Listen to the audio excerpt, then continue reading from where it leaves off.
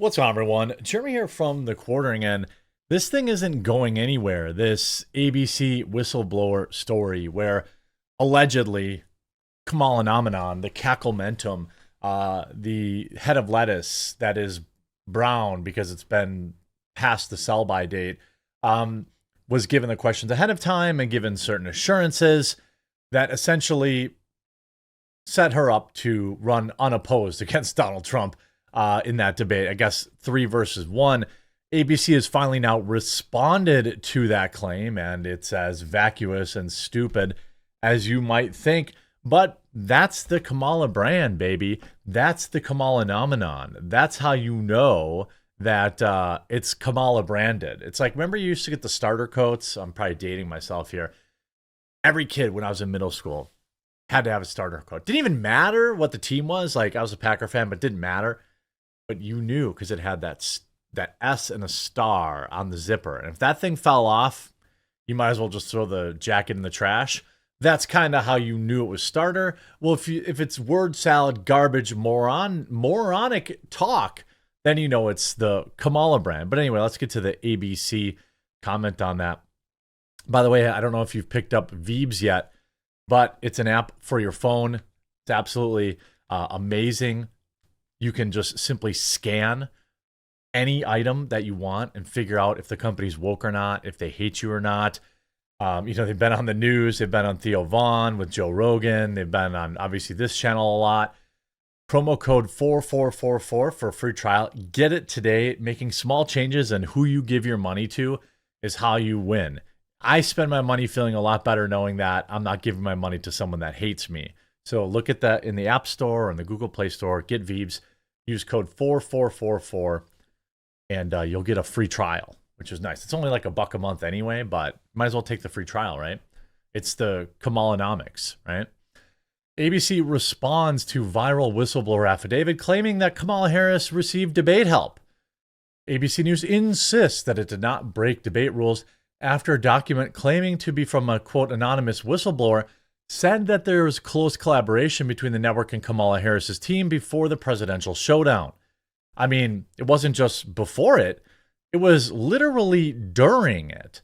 You could see them teaming up on Trump. You could see the fact regular Americans who aren't stupid could see that they were not fact-checking Kamala Harris at all, even though she was spewing many debunked lies, including the Very Fine People, Project 2025, and many more.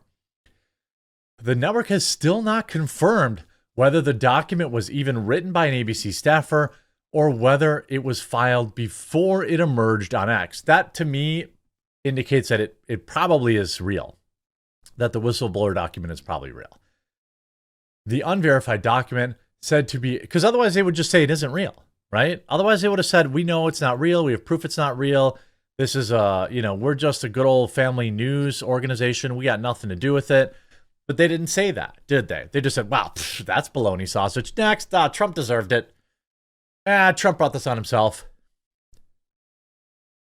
The unverified document, of course, is said to be a sworn affidavit by a notary public on September 9th, has sparked controversy. The document alleges ABC News gave Harris questions ahead of the debate, along with agreeing to preconditions to give her a leg up on former President Donald Trump. However, with initial statement from ABC did not address the specific claims made within the document, saying that ABC followed the debate rules that both campaigns agreed on, and which clearly state no topic or questions will be shared in advance with the campaign or candidates. But that document does claim that the sample questions, which just so happened to be the exact questions that were asked, were very close, were shared with the Kamala Harris campaign. I don't think you have to look very far to figure out, you knew what they were going to ask. To me, this is like, yes, I think ABC should get sued into oblivion, but I also think if people want Trump to win, then they should make sure that they tell a friend to go vote for Trump. Like, I can't tell people this enough. Like, a lot of this stuff, I'm here to entertain, to inform.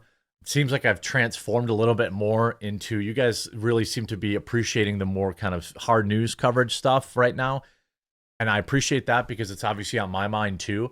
But like, we still have to vote early in person, and then spend the next week or two finding at least 1 or 2 other people to go vote early in person, whether it's your mom, your dad, your uncle, your cousin, whatever. Like, seriously, Trump wins the election if that's the strategy on the ground. A spokesperson for the network was subsequently forced to issue a more full-throated denial to the Daily Beast.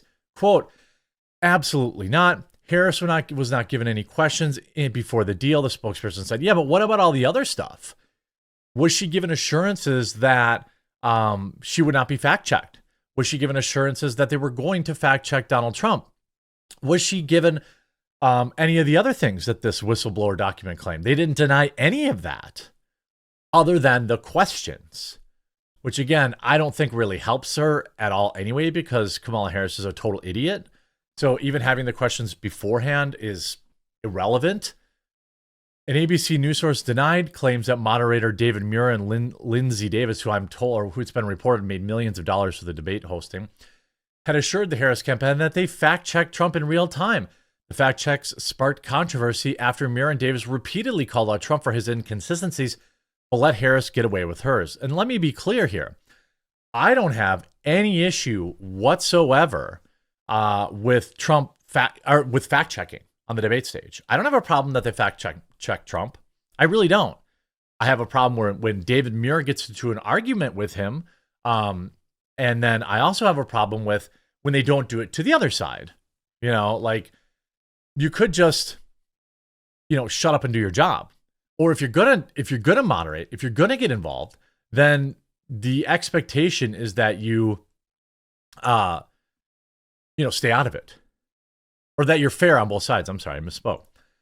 The document was purportedly penned by a male staffer who has worked at the network for about 10 years. During the time, he said their style of reporting has become increasingly troublesome. It was dated the day before Harris faced off with Vice President Trump. Most observers have declared was a victory for the vice president. The purported staffer also claimed to have sent the document to the House Speaker, Mike Johnson. Obviously, I would love to see if, Mike Johnson come out and confirm that, because that would really confirm a lot of the veracity of this claim. We're going to get to a possible investigation that's being proposed as well.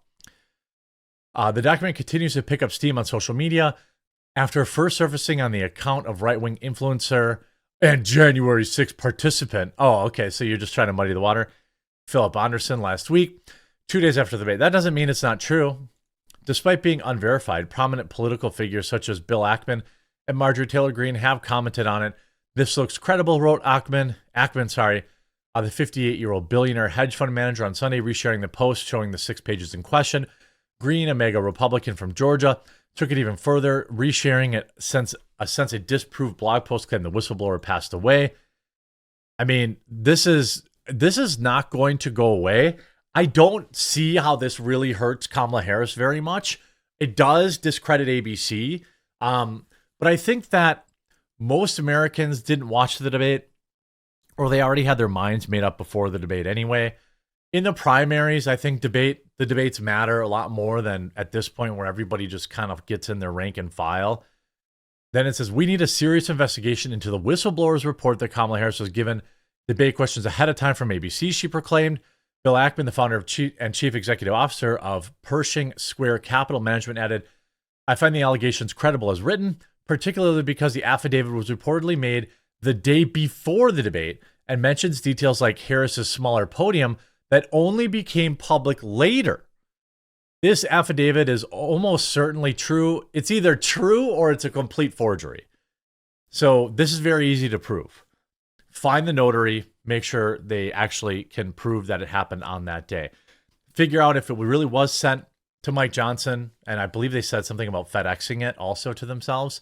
So if all these things exist, either everybody's lying, which is possible, or it's 100% true. And then you go to Fox News,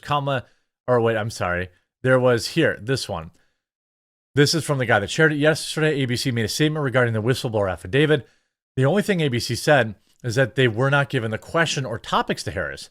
Nobody accused ABC of doing that. ABC has been accused of the following.